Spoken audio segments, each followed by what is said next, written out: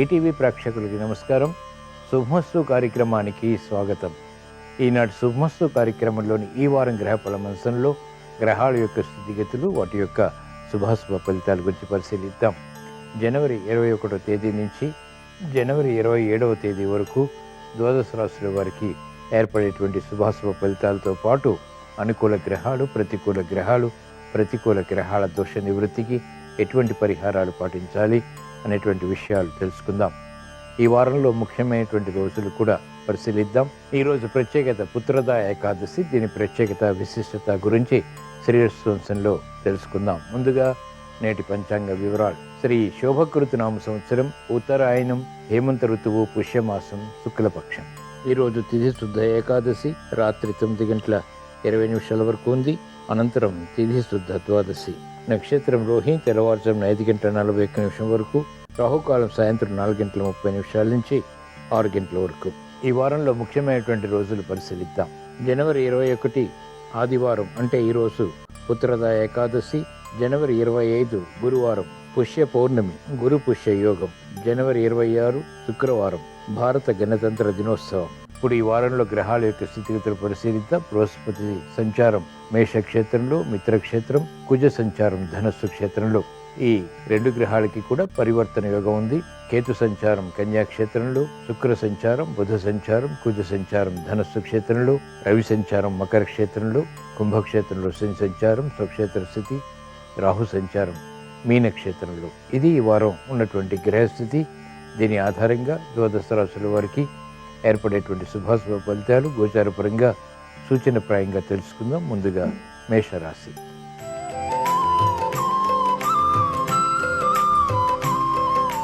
ఈ వారం మేషరాశి వారి ఫలితాన్ని పరిశీలించినట్లయితే బృహస్పతి సంచారం ప్రతికూలంగా ఉంది. శని యొక్క సంచారం అత్యంత అనుకూలం. రాహు సంచారం కూడా ప్రతికూలతని కలిగిస్తాను.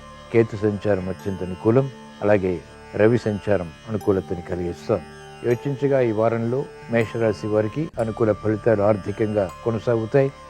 ఆరోగ్య విషయంలో ప్రతికూలత ఉంటుంది. మనస్పర్ధలు ఆకస్మికంగా ఏర్పడతాయి. మానసిక క్లేశాలు కూడా ఏర్పడినప్పటికీ త్వరితగతిని సమర్థించుకుని నిలదొక్కుని విజయాలు సాధించగలుగుతారు. వ్యవహారాల్లో చుక్కెదురు పరిస్థితులు వ్యవసాయ రంగం వారు ఎదుర్కోగలుగుతారు. ఆదాయం పెరుగుతుంది. ప్రతికూల ప్రభావాన్ని వైద్య వృత్తి వారు అనుకూలంగా మరల్చుకోగలుగుతారు. వృత్తిపరమైనటువంటి వ్యవహారాల్లో మెరుగైనటువంటి అవకాశాలు కూడా సాధించగలుగుతారు. న్యాయవాద వృత్తి వారికి ప్రతిష్టంభన తొలగుతుంది. కీలక బాధ్యతలు, తద్వారా విజయాలు ఆర్థిక బలాన్ని సూచిస్తున్నాయి. కార్యక్రమ నిర్వహణలో క్రీడారంగం వారికి అత్యంత ప్రాముఖ్యత పెరుగుతుంది. గతంలో చేయలేనటువంటి కార్యక్రమాలు ఇప్పుడు పూర్తి చేసి విజయాలు, కీర్తి ప్రతిష్టలు పొందగలుగుతారు. యోచించగా ఈ వారం మేషరాశి వారికి అనుకూల ఫలితాలు ఎక్కువగా ఉన్నాయి. ప్రతికూల ఫలితాలు కూడా ఉన్నాయి. ఈ ప్రతికూల ఫలితాలని దూరం చేసుకుని లేదా ఎదుర్కొని అనుకూలంగా మరల్చుకుని మంచి విజయాలు సాధించడానికి ఈ రోజున పుత్రద ఏకాదశి సందర్భంగా శ్రీ మహావిష్ణువుని దర్శించడం, స్మరించడం, పూజించడం శ్రేయస్కరం.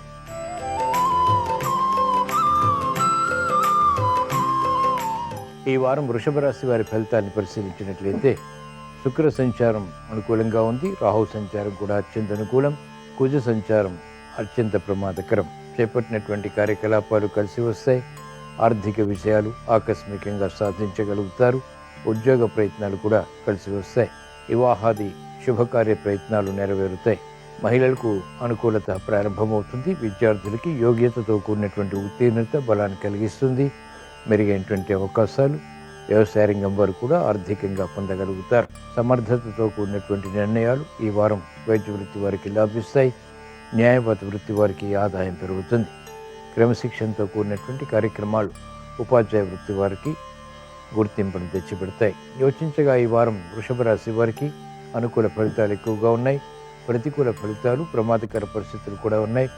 ఈ ప్రతికూల పరిస్థితుల్ని, ప్రమాదాలని దూరం చేసుకోవటానికి ఈ వారంలో వచ్చేటువంటి మంగళవారం రోజున శ్రీ ఆంజనేయ స్వామిని దర్శించడం, స్మరించడం, పూజించడం శ్రేయస్కరం. తద్వారా ప్రమాదాలు దూరమవుతాయి, ప్రశాంతత పెరుగుతుంది.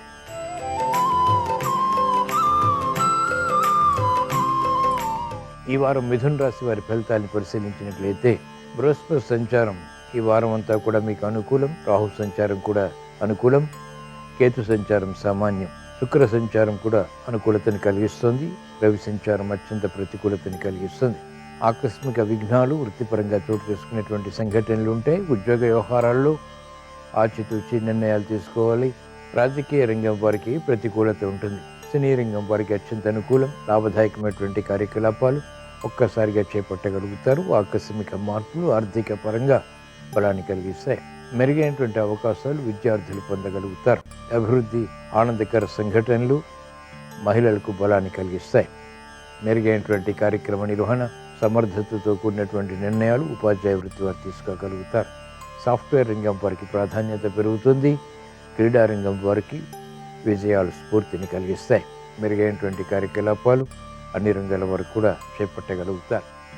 యోచించగా ఈ వారం మిథున రాశి వారికి అనుకూల ఫలితాలు ఎక్కువగా ఉన్నాయి, ప్రతికూల ఫలితాలు తక్కువగా ఉన్నాయి. అయినప్పటికీ ఈ ప్రతికూల ఫలితాలని కూడా ఎదుర్కొని అనుకూలంగా మరల్చుకుని మంచి విజయాలు సాధించడానికి ఈ వారంలో వచ్చే ఆదివారం రోజున, అంటే ఈ రోజున ఉత్తరద ఏకాదశి సందర్భంగా సూర్య భగవాన్ని నమస్కరించడం, స్మరించడం, పూజించడం శ్రేయస్కరం.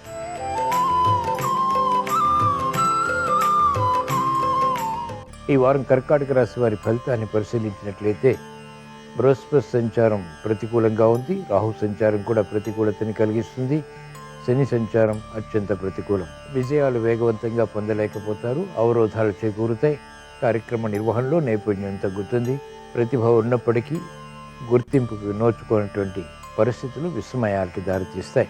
పట్టుదల పెరుగుతుంది. ధైర్య సాహసాలు ఉన్నప్పటికీ కూడా చేపట్టినటువంటి కార్యకలాపాలు పట్టుదలతో నిర్వహించడం ద్వారా మాత్రమే అంతిమ విజయాలు సాధించగలుగుతారు. విద్యార్థులకి పునఃప్రయత్నాలు లాభిస్తాయి. కార్యక్రమాల్లో వ్యాపార రంగం వరకు అవరోధాలతో కూడినటువంటి విజయాలు పొందగలుగుతారు. మహిళలు ఆరోగ్య విషయంలో జాగ్రత్తలు పాటించాలి. అతి చొరవతో కార్యక్రమాలు చేపట్టడం ద్వారా కఠిన సమస్యలు ఎదురయ్యేటువంటి సంఘటనలు ఉంటాయి. కార్యక్రమాల్లో సినీ రంగం వారికి ప్రతికూలత ఉంటుంది. ఆర్థిక అవరోధాలు ఎదుర్కోవాల్సి వస్తుంది. మెరుగైనటువంటి కార్యక్రమ నిర్వహణ న్యాయవాద వృత్తి వారికి తగ్గుతుంది. వైద్య వృత్తి వారికి వృత్తిపరమైనటువంటి వ్యవహారాల్లో విమర్శలు చోటు చేసుకుంటాయి. కాబట్టి జాగ్రత్తలు తప్పనిసరి.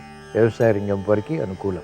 యోచించగా ఈ వారం కర్కాటక రాశి వారికి ప్రతికూల ఫలితాలు ఎక్కువగా ఉన్నాయి, అనుకూల ఫలితాలు కూడా ఉన్నాయి.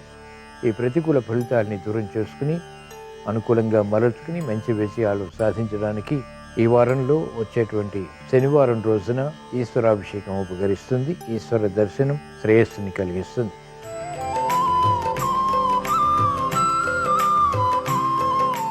ఈ వారం సింహరాశి వారి ఫలితాన్ని పరిశీలించినట్లయితే బృహస్పతి సంచారం ఈ వారం అంతా కూడా మీకు అత్యంత అనుకూలం. రాహు సంచారం ప్రతికూలతని కలిగిస్తుంది. రవి సంచారం కూడా అనుకూలతని కలిగిస్తుంది. కుజ సంచారం ప్రతికూలం. బుధ శుక్రుల సంచారం అనుకూలంగా ఉన్నాయి. కాబట్టి నిర్ణయాలు త్వరితగతిని తీసుకోగలుగుతారు. శత్రువులపై విజృంభించగలుగుతారు. గృహ విషయాలు అనుకూలం. మహిళలకు ఆర్థిక స్తోమత, ఆరోగ్య బలం ఏర్పడతాయి. కార్యక్రమాలు త్వరితగతిని పూర్తి చేయగలుగుతారు. విద్యార్థులకి విదేశీ విద్యా ప్రయత్నాలు వంటివి ఉపకరిస్తాయి. సామర్థ్యం పెరుగుతుంది, సమర్థత పెరుగుతుంది. అనుకోని సంఘటనల ద్వారా ఏర్పడినటువంటి ప్రతికూల ప్రభావాన్ని న్యాయవాద వృత్తి వారు ఎదుర్కోగలుగుతారు. వైద్య వృత్తి వారికి శ్రేయస్సుతో కూడినటువంటి నిర్ణయాలు లాభిస్తాయి. ఆర్థిక రక్షణ సినీ రంగం వారికి కలిసి వస్తుంది. నూతన ఒప్పందాలు, బాధ్యతలు న్యాయవాద వృత్తి వారికి లాభిస్తాయి. సాఫ్ట్వేర్ రంగం వారికి అత్యంత అనుకూల పరిస్థితులు ఉంటాయి. వ్యవసాయ రంగం వారికి అధిక ఒత్తిడి నుంచి ఉపశమనం లభిస్తుంది. ఆర్థిక విషయాలు అనుకూలిస్తాయి. కార్యక్రమాలు వేగవంతంగా ఉపాధ్యాయ వృత్తి వారు కూడా పూర్తి చేయగలుగుతారు. యోచించగా ఈ వారం సింహరాశి వారికి అనుకూల ఫలితాలు ఎక్కువగా ఉన్నాయి. ప్రతికూల ఫలితాలు చాలా తక్కువగా ఉన్నాయి. ఈ ప్రతికూల ఫలితాలని కూడా దూరం చేసుకుని అనుకూలంగా మరల్చుకుని విజయాలు సాధించడానికి సింహరాశి వారు ఈ వారంలో వచ్చేటువంటి బుధవారం రోజున శ్రీ మహావిష్ణువుని దర్శించడం, స్మరించడం, పూజించడం శ్రేయస్కరం. విష్ణు సహస్రనామ పఠనం, శ్రవణం మేలుని కలిగిస్తుంది. ప్రతిబంధకాలను దూరం చేస్తుంది. ప్రశాంతతను పెంచుతుంది.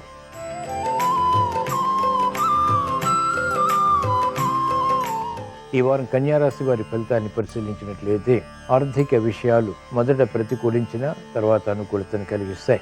శ్రమతో కూడిన విజయాలు సాధించగలుగుతారు.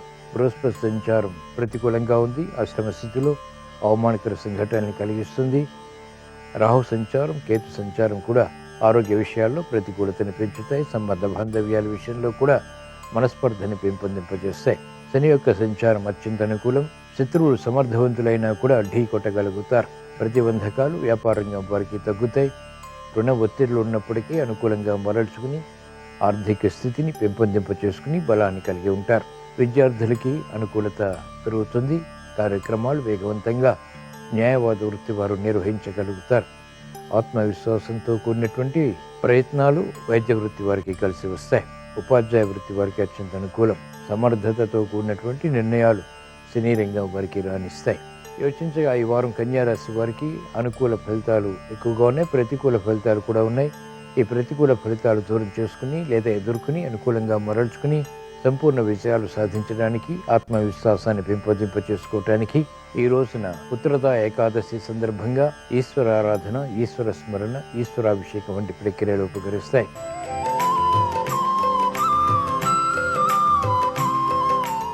ఈ వారం తులారాశి వారి ఫలితాలను పరిశీలించినట్లయితే బృహస్పతి సంచారం ఈ వారం అంతా కూడా మీకు అత్యంత అనుకూలం. రాహు సంచారం కూడా అత్యంత అనుకూలం. కేతు సంచారం కూడా చక్కటి జ్ఞానాన్ని కలిగిస్తుంది. చేపట్టినటువంటి కార్యకలాపాలు కలిసి వస్తాయి. కుజ సంచారం తృతీయ స్థానంలో, పరాక్రమ స్థానంలో అత్యంత అనుకూలతని కలిగి ఉంది. ధైర్య సాహసాలతో నిర్ణయాలు తీసుకోగలుగుతారు. సాహస నిర్ణయాలు ఉపకరిస్తాయి. ఆర్థిక స్తోమత పెంపొందింప చేసుకునేటువంటి ప్రయత్నాలు కలిసి వస్తాయి.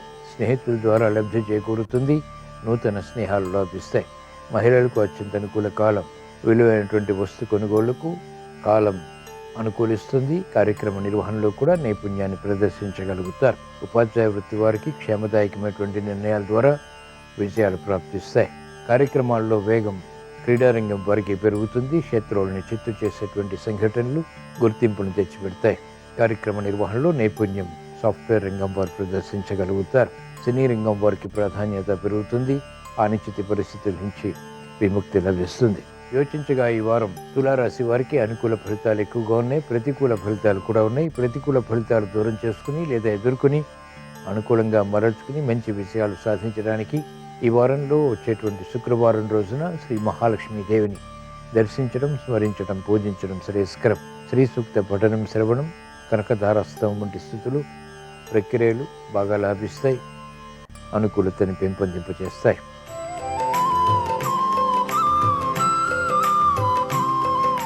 ఈ వారం వృశ్చిక రాశి వారి ఫలితాన్ని పరిశీలించినట్లయితే బృహస్పతి సంచారం ప్రతికూలంగా ఉంది. రాహు సంచారం ప్రతికూలంగా ఉంది. కేతు సంచారం అత్యంత అనుకూలం. రవి సంచారం కూడా అత్యంత అనుకూలతని కలిగిస్తున్నాయి. కుజ సంచారం ప్రతికూలంగా ఉంది. బుధ శుక్రుల సంచారం ఆర్థిక పరిస్థితిని మెరుగుపరుస్తాయి. కార్యక్రమాల్లో ఆశించినటువంటి ప్రయోజనాలు పొందగలుగుతారు. మానసిక ధైర్యం పెరుగుతుంది. మానసిక భీతి తొలగుతుంది. గతంలో కన్నా మెరుగైనటువంటి అవకాశాలు ఉద్యోగపరంగా పెంపొందింప చేసుకోగలుగుతారు. రాజకీయ రంగం వారికి ఆధిక్యత పెరుగుతుంది. ప్రత్యర్థులు బలహీనపడతారు. ఉద్యోగస్తులకి శుభ పరిణామాలు చోటు చేసుకుంటే వ్యాపార వ్యవహారాల్లో అనుకూలత ప్రారంభమవుతుంది. వ్యాపార విజయాలకే చేసేటువంటి ప్రయత్నాలు కూడా లాభిస్తాయి. మహిళలకు ఆరోగ్య పరిస్థితి మెరుగవుతుంది. క్రమశిక్షణతో కూడినటువంటి నిర్ణయాలు వైద్య వృత్తి వారికి రాణిస్తాయి. గతంలో చేసినటువంటి పొరపాట్లు అన్ని రంగాల వారు సవరించుకోగలుగుతారు. ఆర్థిక స్తోమతని పెంపొందింప చేసుకునేటువంటి దిశగా చేసేటువంటి ప్రయత్నాలు ఊరట కలిగిస్తాయి. ఆరోగ్య రక్షణ కూడా ప్రారంభమవుతుంది. యోచించగా ఈ వారం వృశ్చిక రాశి వారికి అనుకూల ఫలితాలు, ప్రతికూల ఫలితాలు కూడా ఉన్నాయి. ఈ ప్రతికూల ఫలితాలని దూరం చేసుకుని లేదా ఎదుర్కొని అనుకూలంగా మరల్చుకుని మంచి విజయాలు సాధించడానికి ఈ వారంలో ఆదివారం రోజున అంటే నేటి రోజున ఉత్తరద ఏకాదశి సందర్భంగా సూర్య భగవాన్ని నమస్కరించడం, స్మరించడం, పూజించడం శ్రేయస్కరం. తద్వారా ఆరోగ్య రక్షణ, ఆర్థిక రక్షణ చేకూరుతాయి. వేధిస్తున్నటువంటి సమస్యల నుంచి ఉపశమనం లభిస్తుంది. శుభవార్తలు వింటారు.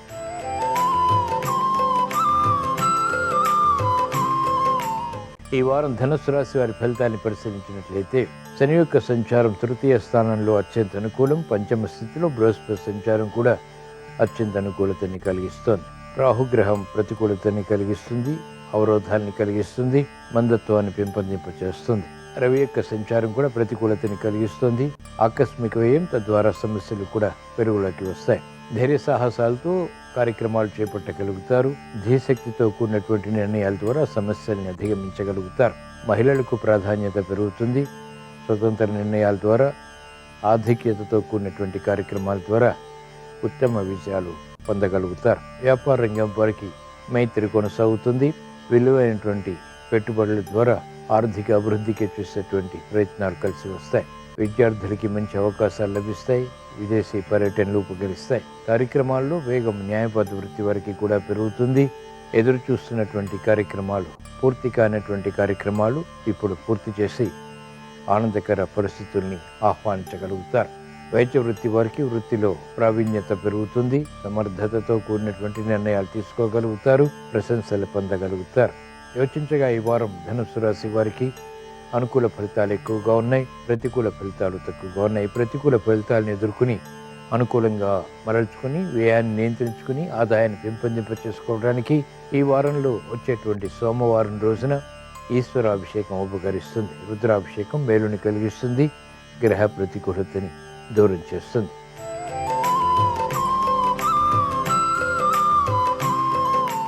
ఈ వారం మకర రాశి వారి ఫలితాన్ని పరిశీలించినట్లయితే శని యొక్క సంచారం ఏలినాటి శని కారణంగా ప్రతికూలతని పెంచుతుంది. ప్రతిబంధకాలు కూడా ప్రబలమవుతాయి. ఆశించినటువంటి ప్రయోజనాలు మెల్లమెల్లగా మాత్రమే సాధించగలుగుతారు. రాహు సంచారం అత్యంత అనుకూలం. పట్టుదలతో కార్యక్రమాలు కొనసాగించి అంతిమ విజయాలు పొందగలుగుతారు. బృహస్పతి సంచారం మానసిక క్లేశాలను కలిగిస్తుంది. శారీరక రుగ్మతలు, తద్వారా ఆరోగ్య ప్రతికూలత ప్రారంభమవుతాయి. చేపట్టినటువంటి కార్యకలాపాల్లో ఈ వారం జాగ్రత్తతో కూడిన నిర్ణయాలు తప్పనిసరి.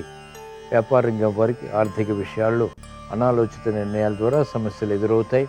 మహిళలు ఆరోగ్య విషయంలో జాగ్రత్తలు పాటించాలి. విద్యార్థులకి మందత్వం కొనసాగుతుంది. అభివృద్ధి కార్యక్రమాల్లో ఆటంకాలు వైద్య వృత్తి వారు ఎదుర్కోవాల్సి వస్తుంది. సూక్ష్మతతో కూడినటువంటి నిర్ణయాలు న్యాయవాద వృత్తి వారు తీసుకోలేకపోతారు. తద్వారా సమస్యలు ఎదురవుతాయి. కార్యక్రమ నిర్వహణలో నైపుణ్యం క్రీడారంగం వారికి తగ్గుతుంది. ప్రతిబంధకాలు ఒక్కొక్కటిగా మాత్రమే అన్ని రంగాల వారు పరిష్కరించుకోగలుగుతారు.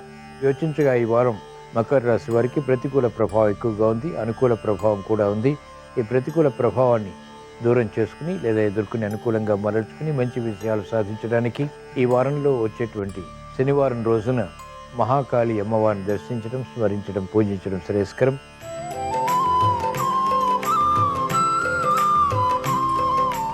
ఈ వారం కుంభరాశి వారి ఫలితాన్ని పరిశీలించినట్లయితే ఏలినాడు శని ప్రభావం కొనసాగుతోంది.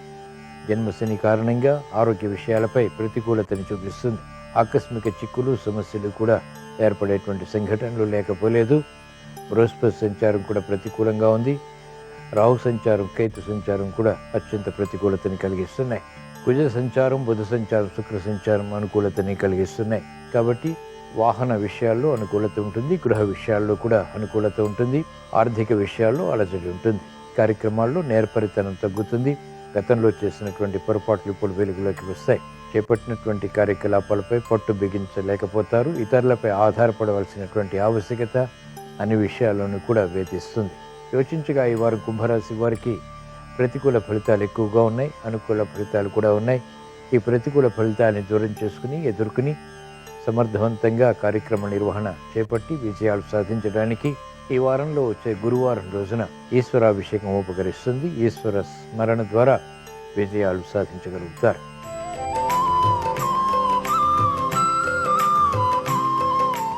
ఈ వారం మీనరాశి వారి ఫలితాన్ని పరిశీలించినట్లయితే బృహస్పతి సంచారం ఈ వారం అంతా కూడా అత్యంత అనుకూలం. రవి సంచారం కూడా అత్యంత అనుకూలతని కలిగిస్తోంది. రాహు సంచారం, కేతు సంచారం కూడా ఆరోగ్య విషయాల్లో ప్రతికూలతని కలిగిస్తుంది. ఏలినాటి శని ప్రభావం కూడా అధికంగా ఉంది. ఆకస్మిక వ్యయం చేకూరుతుంది. రాబడి కూడా అనుకూలంగా పెంపొందింప చేసుకోగలుగుతారు. సమర్థవంతమైనటువంటి నిర్ణయాలు తీసుకోగలుగుతారు. మహిళలకు ఆధిపత్య పోరు కొనసాగుతుంది. కార్యక్రమ నిర్వహణలో నైపుణ్యం వ్యాపార రంగం వారికి కూడా ప్రదర్శించగలుగుతారు. అనిశ్చిత పరిస్థితులు సినీ రంగం వారికి ఉంటాయి. కార్యక్రమాల్లో వేగం రాజకీయ రంగం వారికి పుంజుకుంటుంది. మెరుగైనటువంటి అవకాశాలకే విద్యార్థులకి తహతహ పెరుగుతుంది. ఆర్థిక స్తోమత అన్ని రంగాల వారికి కూడా మెరుగయ్యేటువంటి సంఘటనలు ఒక రకంగా బలాన్ని కలిగిస్తాయి. వ్యవసాయ రంగం వారికి ప్రోత్సాహం.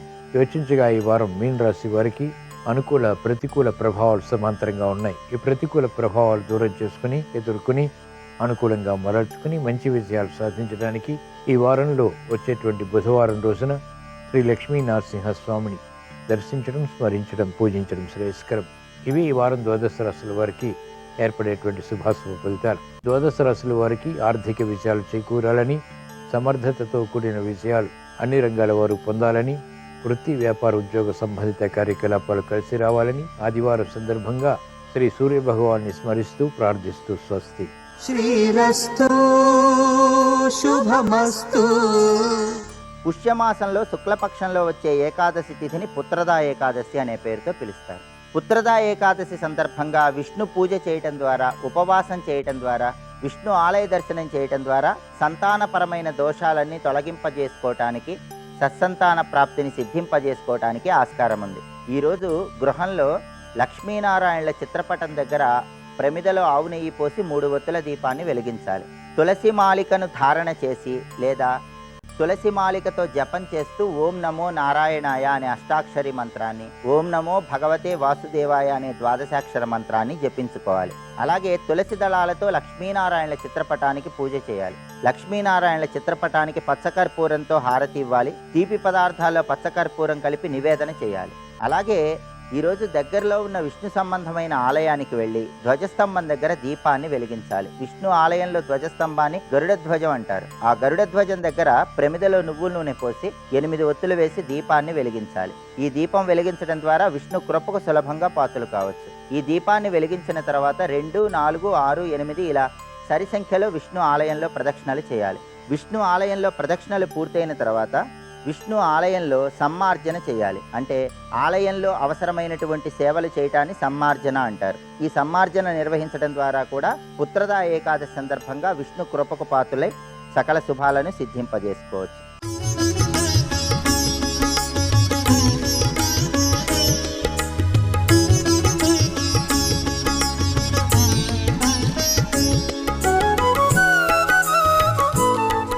శుభమస్తు కార్యక్రమంలో గృహబలం అంశానికి స్వాగతం. గృహమే కదా స్వర్గసీమ అన్నారు. గృహం లక్ష్మీ నిలయంగా మారాలంటే ఆ ఇంట్లో లక్ష్మీప్రదమైనటువంటి విధి విధానాలు పాటించాలి. లక్ష్మీదేవికి అనుకూలవంతమైనటువంటి ప్రభావాలు కొన్ని ఉంటాయి. వాటిని ఇంటి ఇల్లాల దగ్గర నుంచి యజమాని పిల్లల వరకు కూడాను పాటిస్తే మంచిది. ఇల్లు శుభ్రంగా ఉంచుకోవడం దగ్గర నుంచి పూజా విధానంలో కూడాను ముఖ్యమైనటువంటి విధి విధానాలు పాటించాలి.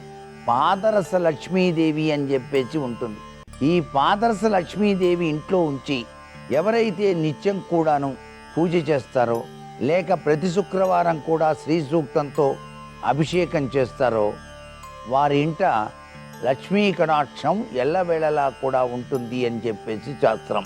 పాదరస లక్ష్మి ఇంట్లో ఉండటం వలన షోడశోపచారాలు పూజ చేసిన తర్వాత ఆ యొక్క నీటిని గనక మీ ఇంట్లో గనక చల్లినట్లయితే సమస్త గృహదోషాలు కూడా తొలగి శాంతి సౌభాగ్యం స్థిరమవుతాయి అని చెప్పేసి మనకు శాస్త్రరీత్యా చెప్పినటువంటి సత్యం.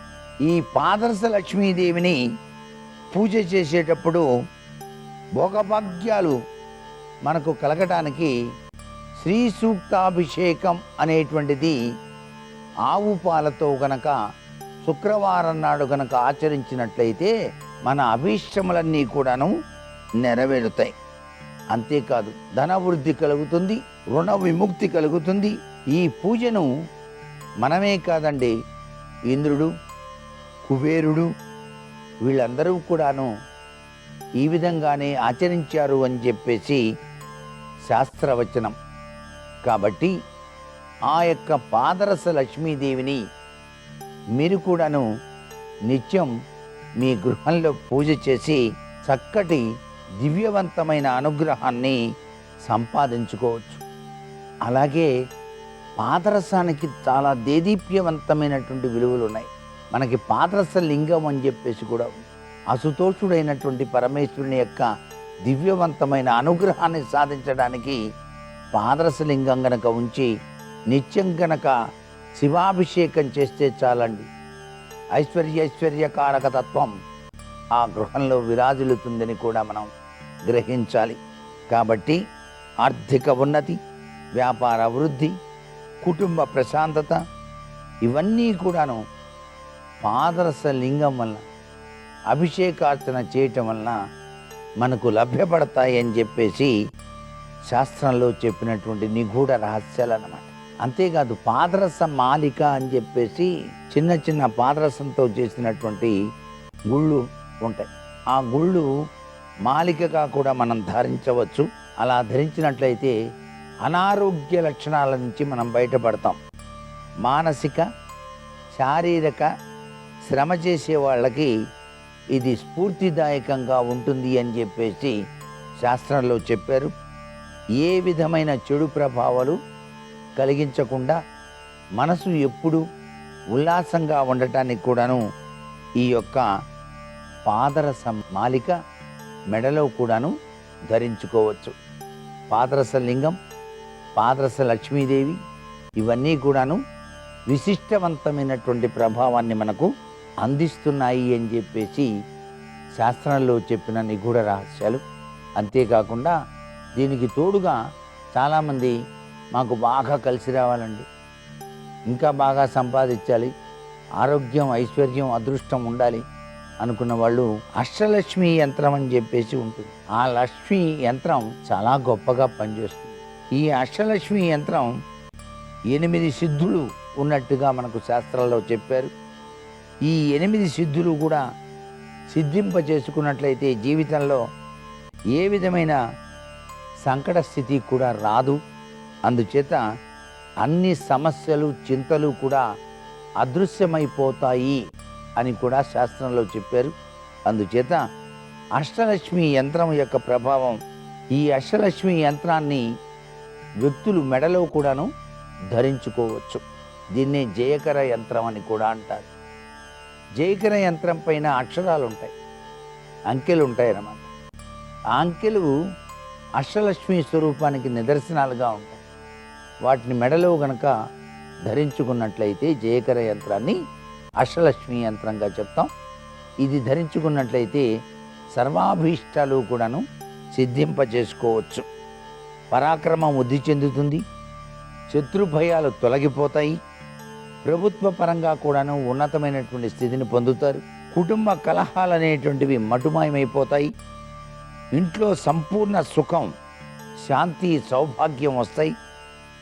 అంతేకాకుండా దీన్ని మెడలో ధరించడం వలన సర్వాభీష్టాలు కూడాను సిద్ధిస్తాయి అని చెప్పేసి మనకు శాస్త్రవచనం. లక్ష్మీదేవికి ప్రియమైనటువంటి విధి విధానాల్లో అన్నిటికన్నా ఉత్తమోత్తమైనటువంటి ప్రభావాన్ని ఇచ్చేటువంటి తామర గింజలు కూడా ఉన్నాయండి. తామర గింజలు అంటే పద్మప్రియే పద్మిని పద్మాలయే పద్మతళాయ తాక్షి అని కదా.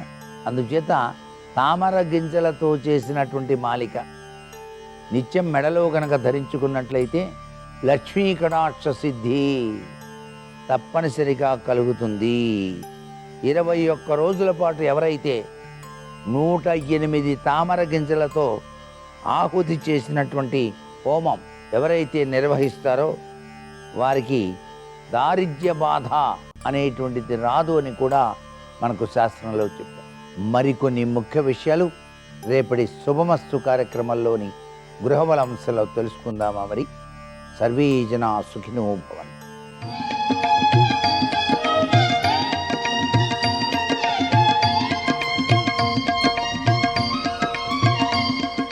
శుభోదయం. శుభమస్తు కార్యక్రమంలో శుభప్రదం అనే అంశానికి స్వాగతం. విష్ణువు అనుగ్రహం పొందడానికై ఏకాదశి నాడు పాటించవలసిన విధి విధానాలేవి? ఏకాదశి అంటేనే ఉపవాస వ్రతం అని అర్థం. ఏకాదశి నాడు మనం చేసేటటువంటి వ్రతం ఏదైనా విష్ణువునకు సంబంధించినదే అని కూడా తాత్పర్య భావం.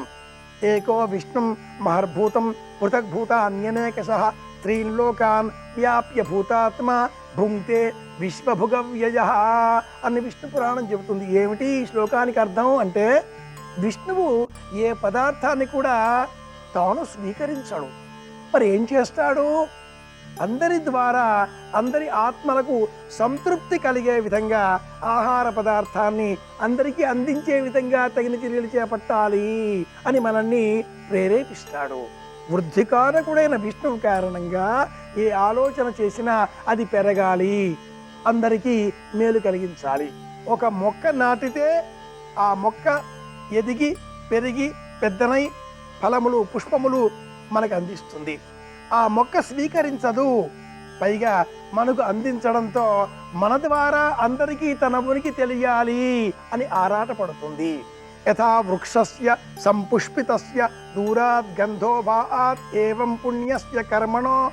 మన ద్వారా మొక్క తన ఉనికిని అందరికీ ప్రచారం చేసుకోవాలి, నేను ఇక్కడ ఉన్నాను అందరికీ తెలియాలి అని ఆరాటపడుతుంది. ఆ మొక్కకు పూచిన పుష్పం యొక్క మనస్సు ఏమిటి అంటే పరమాత్మ పాదాలు చేరడం. ఇలా ఆలోచన చేయడమే వృద్ధికారకమైనటువంటి విష్ణువు అనుగ్రహం కలిగి ఉండడం అని అర్థం. ఏకాదశి నాడు మనం పాటించేటటువంటి విధి విధానాలు ఏవైనా కూడా విష్ణు అనుగ్రహాన్ని మనకు అందించేవిగా ఉండాలి. అంటే ముందుగా తులసిమాల, జపమాల, చెక్క పూసలతో చేసినటువంటి తులసిమాల, గోవర్ధనమాల అని కూడా అంటూ ఉంటాం. ఈ జపమాలలను యథాశక్తి సేకరించి జపం చేసుకునే అభిరుచి కలవారికి బహుమానంగా అందించాలి. శరీర ధర్మం సహకరించిన ఎడల సంపూర్ణంగా ఏకాదశి నాడు ఉపవాస వ్రతం పాటించాలి. యథాశక్తి ఓం నమో భగవతే వాసుదేవాయ, ఓం నమో భగవతే వాసుదేవాయ, ఓం నమో భగవతే వాసుదేవాయ అన్న పరమ మంత్రాన్నే జపం చెయ్యాలి. ఓం నమో నారాయణాయ అన్న మంత్రాన్ని కూడా అష్టాక్షరీ మంత్రంగా ఉపదేశం పొంది జపం చేసుకోవచ్చును. అలాగే ఓం నమో భగవతే వాసుదేవాయ ఇది పరమ మంత్రం. సర్వభూత నివాసోసి శ్రీ వాసుదేవ నమోస్తుతే అని ప్రమాణం. కనుక అన్ని ప్రాణులలో ఉండేటటువంటి ప్రాణశక్తి, అంతశ్చైతన్య శక్తి స్వరూపం, దాని పేరే వాసుదేవుడు. ఈ భూమికి వసుమతి అన్న పేరు ఉంది. విష్ణు సహస్రనామ స్తోత్రంలో వసురు వసుమనా హవిహి అన్న వాక్యం జ్ఞాపకం తెచ్చుకొని ఆ స్వామిని మనస్సులో నిలుపుకొని వాసుదేవ వాసుదేవ అని అందరినీ సంబోధించాలి. ఓం నమో భగవతే వాసుదేవాయ అన్న మంత్రాన్ని ఏకాదశి నాడు జపం చేస్తే కలిగేటటువంటి ప్రయోజనం ఇది. అలాగే విష్ణు అనుగ్రహం పొందాలి అంటే ఉపవాస వ్రతం చేయాలి. కానీ ఆ ఉపవాస వ్రతం శరీర ధర్మాన్ని అనుసరించి నీరు తీసుకోకుండా ఉండలేం. ఏదైనా ఒక లఘువుగా ఆహార పదార్థం తీసుకోకుండా ఉండలేం. వివిధములైన కారణాల చేత ఔషధాలు వేసుకునే వారమో, వృద్ధాప్య కారణంగానో, శరీర ధర్మాన్ని అనుసరించి నిరాహారంగా ఉండలేనటువంటి స్థితి అలవాటు పడిన వారమో అయిన కారణం చేత నీరు తీసుకోవాలి. ఆ నీటిలో ఒక్క తులసీ దళం వేసి తదుపరి ఆ నీటిని సేవిస్తే ఏ దోషమో ఉండదు. అలాగే ఆహారం తీసుకోకుండా ఉండలేం అనుకునేటటువంటి వారు ఆ పచనం చేసే సమయంలో, వంటకం చేసే సమయంలో ఆ అన్నం బియ్యంలో కాసింత పెసరపప్పు వేయాలి. పెసరపప్పు బియ్యము కలిపి వండిన వంటకానికే విశేషంగా ఏ దోషము ఉండదు అంటుంది ఆర్ష విజ్ఞానం. ఆ పదార్థాన్ని స్వీకరించవచ్చును అని కూడా శాస్త్రం సప్రమాణపూర్వకంగా తెలియజేస్తుంది. అలాగే దంచినటువంటి వేయించని నువ్వులు, బెల్లము ఈ రెండూ కలిపి మిశ్రమంగా చేసి దంచి కట్టిన ఉండలు, పాలు, పెరుగు, తేనె, నెయ్యి, బెల్లం పానకం ఈ ఐదింటితో కూడుకున్న పంచామృతం, పళ్ళు వీటిని యథాశక్తి ఒకసారి తిని కూడా ఉపవాస వ్రతాన్ని కొనసాగించవచ్చును. ఏ దోషమూ లేదు అంటుంది శాస్త్రం. విష్ణువు అనుగ్రహం పొందాలి అంటే ఏకాదశి నాడు ఉపవాస వ్రతం పాటించాలి అంటాయి శాస్త్రాలన్నీ కూడా. కానీ ఆ ఉపవాస వ్రతం పూర్తిగా నిట్టుపవాసంగా మారితే ప్రత్యక్షంగా ఇప్పటికిప్పుడే మనం వైకుంఠానికి వెళ్ళే ప్రమాదం ఉంది. అలా కాదు, కుటుంబం ఉంది కనుక మనస్సును మాత్రమే విష్ణువు సన్నిధానాన్ని చేర్చాలి అనుకుంటే శరీరం పడిపోకుండా యథాశక్తి ఎప్పుడూ రోజువారీగా వినియోగించేటటువంటి సముద్రం ద్వారా లభించేటటువంటి ఉప్పు కాకుండా సైంధవ లవణం పేరిట లభించేటటువంటి రాతి ఉప్పు వినియోగించి ఆహార పదార్థం స్వీకరించవచ్చు. ప్రత్యామ్నాయ ఆహార పదార్థాలను స్వీకరించి శరీరం పడిపోకుండా నిలిచిన విధంగా ఏర్పాట్లు చేసుకుని విష్ణువును మనసులో నిలుపుకొని ధ్యానం చేయాలి. ఉపవాసం అంటే ఉప సమీపే, దగ్గరగా, వసించుట అంటే ఉండుట అని అర్థం. విష్ణువు దైవము అన్న భావాన్ని మనసులో నిలుపుకొని దైవత్వ భావనకు దగ్గరగా ఉండే ప్రయత్నం చేయడమే ఉపవాసం. అలా కాకుండా భగవంతుడిని భయపెట్టే విధంగా భజనలు చేస్తూ తీవ్రమైన తపస్సు అన్న ఆలోచనలతో నిట్టు ఉపవాసం చేసి ఎవరైనా ఆహార పదార్థము ప్రసాదం అన్న పేరిట చేతికి ఇస్తే ఈరోజు ఉపవాసం అండి, నేను తిననండి అని నిర్దాక్షిణ్యంగా నిరాకరించకుండా ఇలా ఉపవాసం ఉన్న సమయంలో ఎవరైనా మన చేతికి ప్రసాదం ఇస్తే ఏం చెయ్యాలి? ఆ ప్రసాదాన్ని వాసన చూచి ఆ తదుపరి ఎక్కడైనా ఒక చోట పశుపక్ష్యాదులకు, చీమలకు, జీవకోటికి ఆహారం అందించే విధంగా పాద ధూళి సోకని చోట భద్రంగా విడిచిపెట్టాలి. ఇది శాస్త్రం చెప్పేటటువంటి పరిహారం, ఒక విధానం. ఏకో విష్ణు మహర్భూతం అంటే సమస్త జీవకోటిలో విష్ణువును చూడాలి. ముఖ్యంగా లుంపకుడు తన కోసం కాకుండా తన పితరులకు ఉత్తమ లోకాలు లభించాలి అన్న ఆలోచన చేశాడు. నేను మాత్రమే బాగుండాలి అని కాకుండా నాతో పాటు ఉన్న సమస్త జీవకోటికి ఆహారం అందాలి అనే ఆలోచనతో పాటుగా ఇతపూర్వం ముందుగా ఉన్నటువంటి గతించినటువంటి పెద్దలకు సైతం ఉత్తమ లోకాలు లభించాలి. ఇంతకంటే శ్రేష్టమైన ఆలోచన మరి ఒకటి ఏదైనా ఉంటుందా? నేను బాగుండాలి, నా భవిష్యత్ తరాలు బాగుండాలి, నా పూర్వకాలపు గతించిన తరాల వారు కూడా బాగుండాలి అనేటటువంటి ఆలోచనలను విస్తృతపరచుకోవడమే ప్రయోజనకరంగా ఏకాదశి నాటి ఉపవాస వ్రతం పాటించిన ఎడల విష్ణువు యొక్క సంపూర్ణమైన అనుగ్రహం మనకు లభిస్తుంది అంటుంది శాస్త్రం. ఇది ఏకాదశి నాటి ఉపవాస వ్రతం చేసేటటువంటి విధానం. ఉపవాస వ్రతం పాటిద్దాం, విష్ణువును ఆరాధన చేద్దాం, విష్ణువు అనుగ్రహం పొందే విధానాలు తెలుసుకున్నాం కనుక అనుసరిద్దాం. అందరి క్షేమం కోరదాం. మళ్ళీ రేపు కలుసుకుందాం. శుభప్రదం.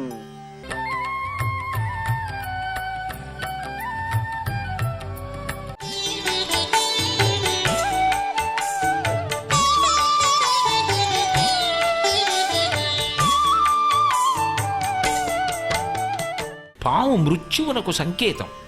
అటువంటి పాము ఆయనకు ఆభరణం. అంటే మృత్యువునకు మృత్యువు ఆయన, అది దాని గుర్తు. పైగా వాసుకి లాంటి సర్పాలు సామాన్యమైన సర్పాలు కావు. వాసుకి, ఆదిశేషుడు లాంటి సర్పాలు ఆయనకి ఆభరణములు. అంటే ఆయన విరాట్ స్వరూపం అలా ఉంటుంది.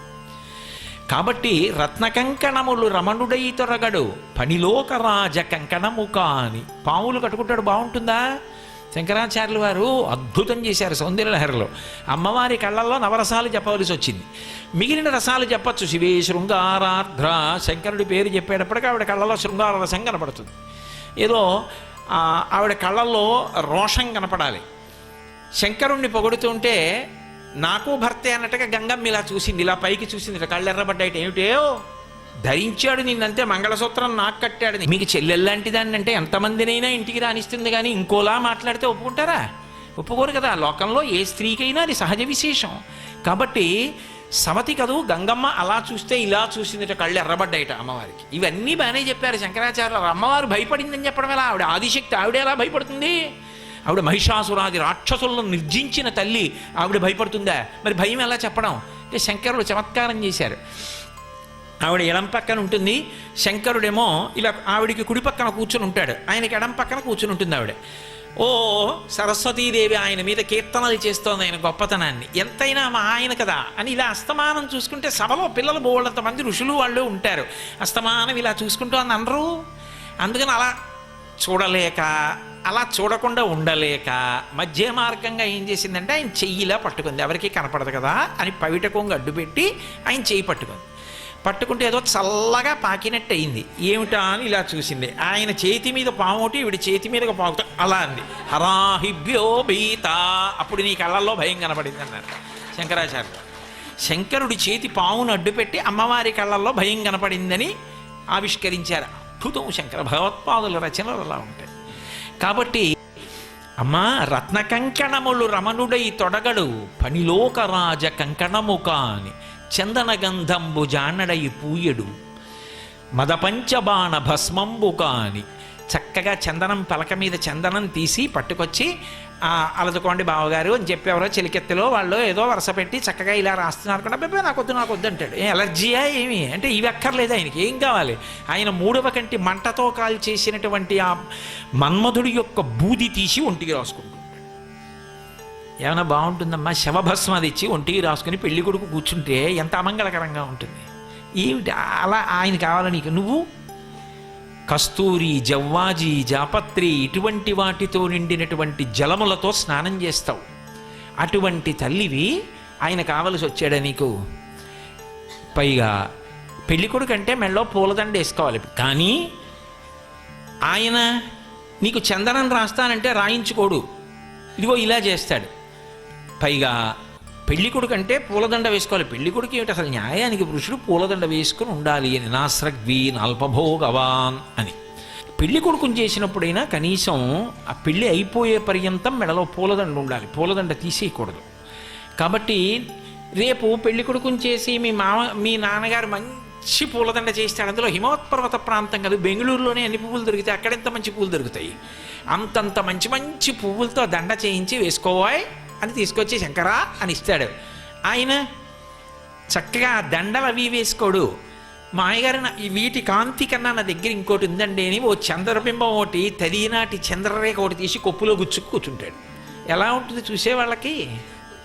పైగా పెళ్ళి అయిపోయింది. ఎవరైనా ఏం చేస్తారు? గృహప్రవేశం చేస్తారు. గృహప్రవేశం అంటే పెళ్లి కొడుక్కి మంచి ఆస్తి ఉంది, పెద్ద భవనం ఉందంటే పెళ్లి కూతురు ఆయన చిటికిన వేలు పట్టుకుని గడప దగ్గరికి వెళ్ళి మీ పేరు చెప్పండి బావగారు అంటే ఆయన మొహమాట పడి ఆవిడ మొహమాట అలా రానివ్వమంటే, హారతి ఇవ్వమంటే, డబ్బు ఇవ్వాలంటే ఏదో మొత్తానికి నేను మీ మరదలు అలా కుదరదు పేరు చెప్పమంటే ఏదో ఆ ఇంట్లో కడితే అంత ఐశ్వర్యం చూసుకుని ఆడపిల్ల సంతోషపడిపోతుంది. మెట్టినింట్లో నాకు ఇంత ఐశ్వర్యం, ఇంత సంతోషంగా ఉంటాను అనుకుంటుంది. మీ ఆయన చిటికిన వేలు పెట్టుకుని ఏం చేస్తాడు?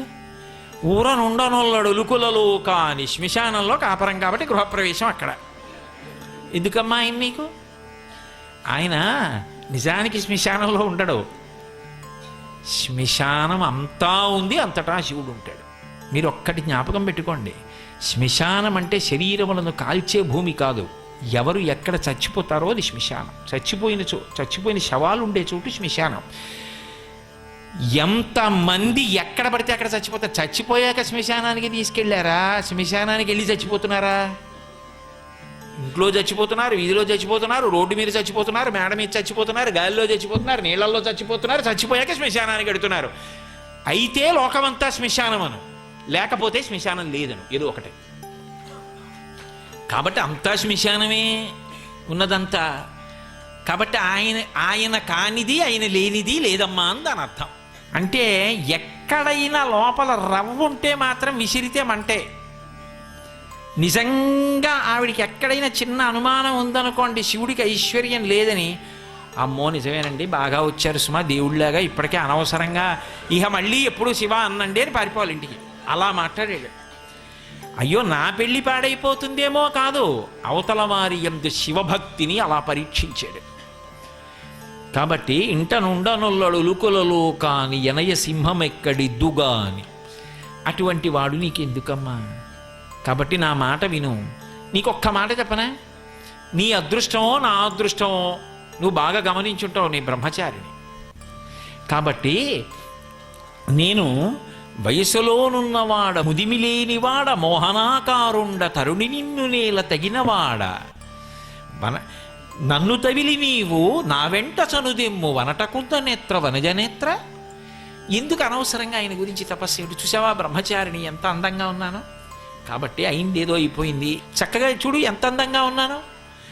ముదిమిలేని వాడ, నేనేం ముసలాన్ని కాదు, మోహనాకారుండా చక్కగా అందంగా ఉన్నాను. తరుణి నిన్ను నేల తగినవాడ, నిన్ను చేపట్టడానికి తగినవాడిని.